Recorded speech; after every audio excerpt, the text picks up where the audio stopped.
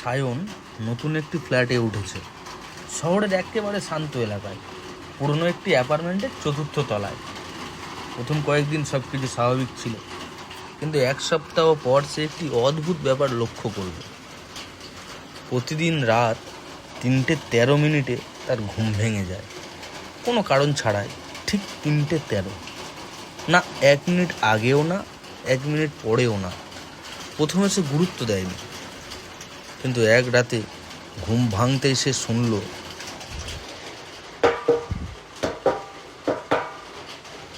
কোনো উত্তর নেই। তার শোবার ঘরের দরজায় কেউ কড়া নাড়ছে। সায়ন উঠে বসল। কে? কোনো উত্তর নেই। আবার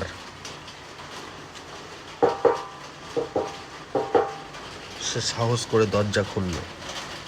বাইরে কেউ নেই, করিডোর ফাঁকা। সে বিরক্ত হয়ে ফিরে এসে শুয়ে পড়ল।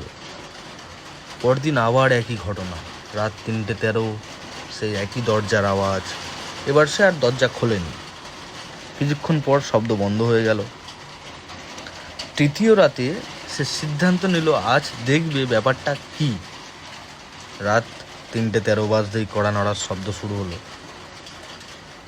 সে ধীরে ধীরে দরজার কাছে গিয়ে আই হলে চোখ রাখলো, আর সঙ্গে সঙ্গে তার বুকের রক্ত যেন জমে গেল। বাইরে একজন মানুষ দাঁড়িয়ে আছে, লম্বা, ফ্যাকাশে, মাথা নিচু।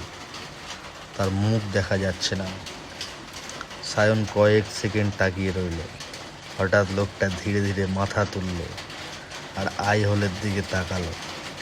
তার চোখ দুটি সম্পূর্ণ কালো, একদম কালো। সায়ন ভয়ে পিছিয়ে গেল। পরদিন সে দারোয়ানের কাছে গিয়ে জিজ্ঞাসা করল, রাতে কেউ কি আমার দরজার সামনে আসে? দারোয়ান অবাক হয়ে বলল, না স্যার, রাত 12টার পর তো কেউ বের হয় না। সায়ন ঘটনাটা কাউকে বলল না, কিন্তু সেই রাতেই আবার 3:13।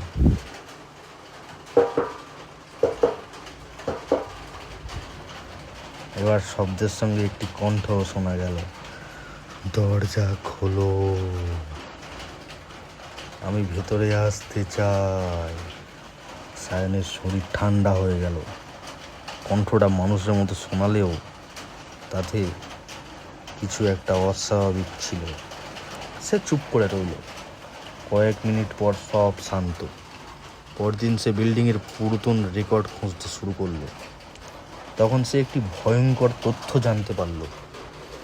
5 বছর আগে ঠিক তার ফ্ল্যাটেই একজন মানুষ আত্মহত্যা করেছিল, আর তার মৃতদেহ পাওয়া গিয়েছিল রাত 3:13। সেই রাত থেকে সায়ন আর ঘুমোতে পারছিল না। কিন্তু সবচেয়ে ভয়ঙ্কর ঘটনা হলো, এক ঝড়ের রাতে 3:13 কড়া নাড়ার শব্দ হলো না, সব কিছু নীরব। সায়ন একটু স্বস্তি পেল। হঠাৎ তার মোবাইলে একটি নোটিফিকেশন এলো, একটি ছবি। কোনো নম্বর নেই, কোনো নাম নেই, শুধু একটি ছবি। ছবিটা দেখে তার নিঃশ্বাস বন্ধ হয়ে এলো। ওটা ছিল তার নিজের ফ্ল্যাটের ভিতরের ছবি। তার বিছানা, তার টেবিল, আর ছবির কোনায় দেখা যাচ্ছে সে নিজে ঘুমিয়ে আছে। মনে হচ্ছে ছবিটা তোলা হয়েছে তার ঘরের ভিতর থেকে।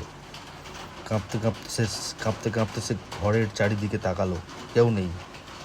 ঠিক তখনই তার পিছন থেকে একটি ফিসফিস আওয়াজ এলো, আজ আমি দরজার বাইরে নেই, আমি ভিতরে আছি। সায়ন ধীরে ধীরে পিছনে তাকালো, আর তারপর তার চিৎকার পুরো বিল্ডিং ছড়িয়ে পড়ল। পরদিন সকালে প্রতিবেশীরা দরজা ভেঙে ঢুকে দেখে ফ্ল্যাট খালি। সায়নের কোনো খোঁজ পাওয়া যায়নি, শুধু তার মোবাইলটা বিছানার উপরে পড়েছিল। স্ক্রিনে একটি নতুন ছবি। সেখানে দেখা যায় একটি অন্ধকার করিডোরে সায়ন দাঁড়িয়ে আছে, আর তার পিছনে এক জোড়া কালো চোখ।